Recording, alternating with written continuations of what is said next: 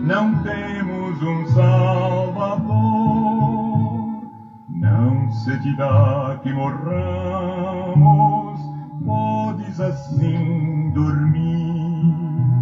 Se a cada momento nós vemos, se prestes a submergir, as sombras ardente ao meu mandar sossegai.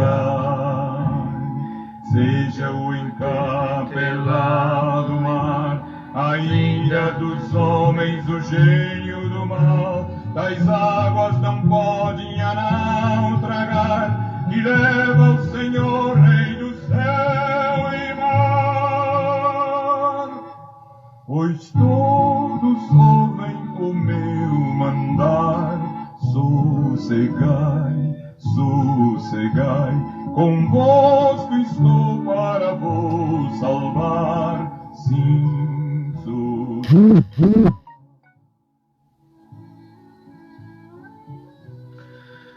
Muito bom dia a todos.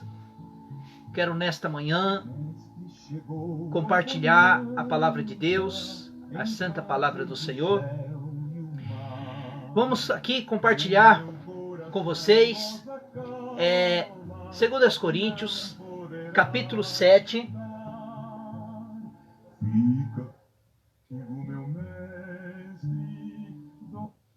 Então nós vamos devagarosamente, nós vamos estudando, examinando a santa palavra de Deus. Então, 2 Coríntios, no seu capítulo 7, temos aqui 16 versículos para nós explorarmos, para nós estudarmos a santa e poderosa palavra de Deus. O versículo aqui primeiro, Paulo, ele vai falar de duas formas a respeito da regeneração e da santificação. A separação da impureza, tanto do corpo, como tanto também do espírito, né? Eu peguei aqui em relação à santificação e à regeneração, porque isto faz parte da vida cristã, da nossa vida cristã diante de Deus, né? Então Paulo vai dizer assim, olha, ora, amados, visto que temos tais promessas, né? Qual é a nossa promessa, irmão? A promessa que nós temos não é com as coisas aqui deste mundo, né? Porque tudo aqui vai passar, tudo aqui vai ficar. Mas a nossa promessa foi aquilo que Cristo fez lá no Calvário ao seu favor, em questão da nossa vida eterna, no reino celestial com Cristo. Purifiquemo de toda a impureza, tanto da carne como do espírito, né? Então Paulo fala assim, olha, nós devemos nos purificar de toda a impureza, tanto da carne como do espírito. Por quê? Impurezas da carne. Quer dizer, é pecado, né? É pecado contra a carne, né? Esta luta diária que nós lutamos contra o pecado do homem caído em Adão, né? Porque Paulo, ele vai dizer aqui em Gálatas, né? Porque as obras da carne se manifestam, quais são?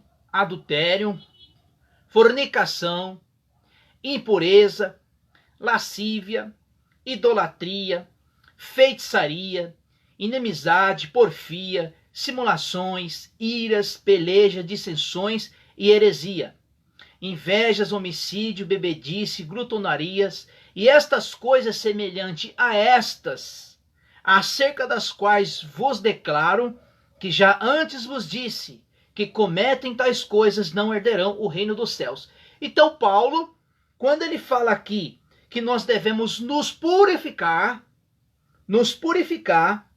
tanto na carne quanto do espírito, aperfeiçoando a santificação no temor de Deus. Então, amados irmãos, qual que é a relação entre a regeneração e a santificação. A regeneração é um ato imediato de Deus. É quando Cristo nos chama, quando Cristo nos salva. Por quê? Porque quando o Senhor Jesus ele disse para Nicodemos, aquele fariseu, Jesus disse, olha, vos é necessário nascer de novo, ser uma nova criatura. Então este é o ato de regeneração. E agora a santificação, irmão. Santificação é um ato progressivo.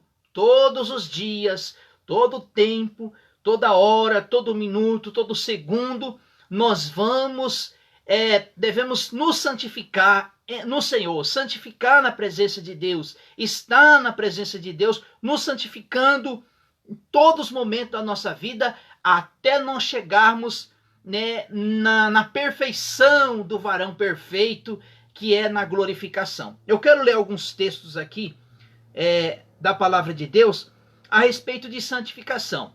1 Tessalonicenses 4,7 diz assim, porque Deus não nos chamou para a impureza, né? Que impureza é essa? O que eu citei aqui em Gálatas, mas para a santificação. Gálatas 5,19, Hebreus 12,14, segui a paz com todos e santificação, o qual ninguém verá ao Senhor. 1 Pedro, capítulo 1, do 15 ao 16. Mas como é santo aquele que vos chamou, sede vós também santo em toda a vossa maneira de viver, porquanto é escrito, sede santo, porque eu sou santo. Então, a santificação é um ato que o cristão ele tem que conviver durante toda a vida. Por isso ele vai dizer, olha, sede santo em toda a vossa maneira de viver. A palavra santo quer dizer separado. Nós fomos separados para a santificação. Salmo 119:9, diz assim, como purificará o jovem o seu caminho, observando conforme a sua palavra. Então, quando o crente é regenerado, ele é salvo, ele é introduzido no corpo de Cristo, nós temos que todos os dias sermos separados, sermos santos para o Senhor. Salmo 139, do verso 23 ao 24. Sonda-me, ó Deus, e conhece o meu coração. Prova-me e me conhece os meus pensamentos. Vê em mim algum caminho mau, guia-me pelo caminho eterno. Quer dizer, guia pelo caminho da verdade, da santidade. Então, amados irmãos, quando Paulo vai dizer, olha, aperfeiçoando em nossa santidade e temor de Deus. Vamos para o versículo 2. Agora que Paulo ele vai falar da sua alegria, né? Da alegria por ele ter reencontrado o seu companheiro, o servo do Senhor, Tito. Porque, irmão, naquela época, na verdade, era muito difícil a relação entre os irmãos. Ele se encontrava mesmo ocasionalmente, porque hoje nós temos a tecnologia aqui de tudo que nós temos, telefone, fulano, onde que você está? Então, Paulo, ele encontrou com Tito, né, e a alegria foi muito imensa, ele trazendo as notícias lá dos irmãos de Coríntios. Diz assim, o versículo 2, recebi em nosso coração, e a ninguém prejudicais, e a ninguém corrompemos, e a ninguém exploraremos. Versículo 3, não digo isso para a vossa condenação. Já antes tinha dito que estais em nosso coração, juntos morreremos e viveremos. Versículo 4, grande ousadia da minha fala para convosco. Grande é o meu orgulho a respeito de vós. Estou cheio de consolação, transbordando de alegria, que todas as vossas tribulações. Nós reparamos o que Paulo está dizendo aqui. Ele está tendo grande alegria pela questão dos irmãos a Coríntios e tantas exortações que esses irmãos, que esta igreja recebeu do apóstolo Paulo em relação, doutrinando aquela igreja. Aí versículo 5, aí Paulo agora vai começar a entrar em questão que ele encontra com o nosso irmão Tito. Pois mesmo quando chegamos à Macedônia, os nossos corpos não teve descanso. Não teve descanso algum, mas em tudo fomos atribulados por fora e combater por dentro temores. Versículo 6. Deus, porém, que consola os abatidos, e consolou com a vinda de Tito. Quer dizer, Paulo dizendo assim, olha, de todas as tribulações que nós estávamos passando, as dificuldades, e agora, porém, Deus me consolou, né, com a vinda do meu irmão Tito, o companheiro do apóstolo Paulo, né? Então Paulo, ele tinha amigos íntimos, né? Porque Paulo aqui, ele foi na realidade foi o guia assim de Tito, como foi de Timóteo.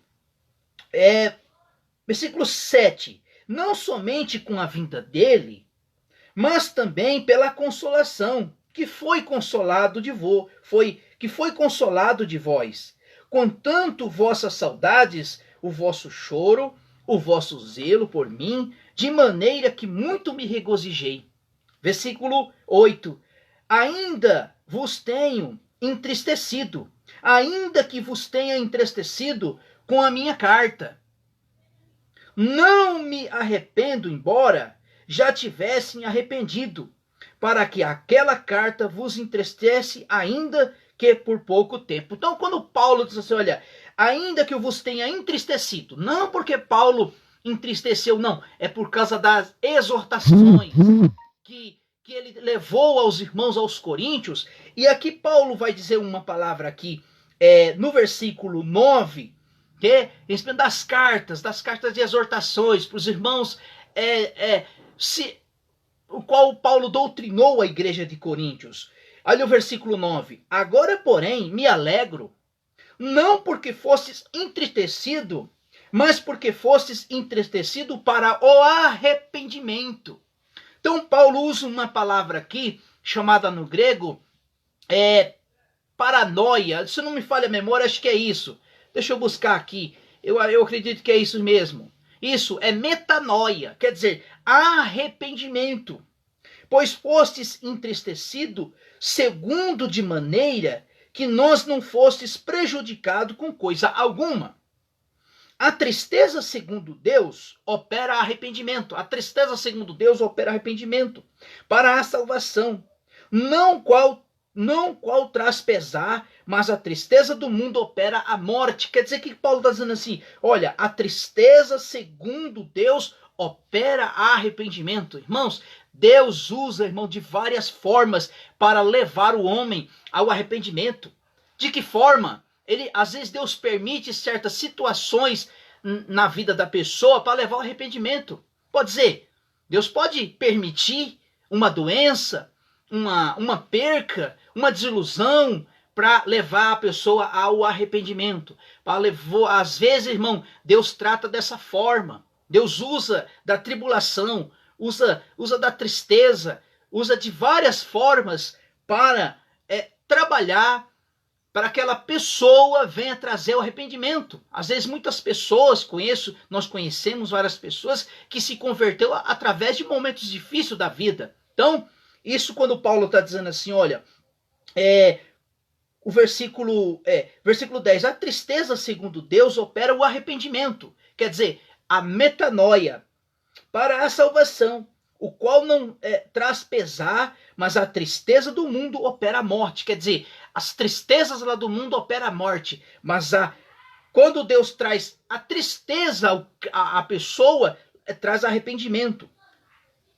Quando o cuidado não produziu isto mesmo em vós, segundo Deus fostes entristecido, que a defesa, a indignação, do temor de saudades, pelo zelo e a vingança em tudo fostes, estás inocente neste assunto.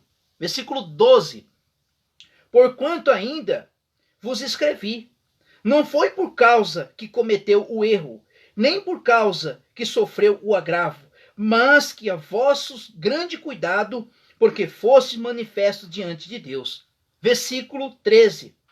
Por isso fomos consolados pela vossa consolação, e muito mais nos alegramos pela alegria de Tito, porque o seu espírito recebeu alívio por todos nós.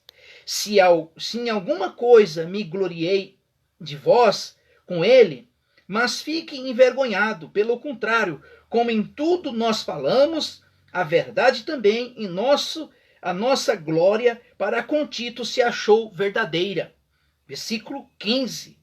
Mas o seu afeto para convosco é mais abundante, lembrando que a obediência de todos vós, como recebeste com temor e tremor. E versículo 16, regozijo-me em tudo o poder que confia em vós. Amém? Deus abençoe, em nome de Jesus.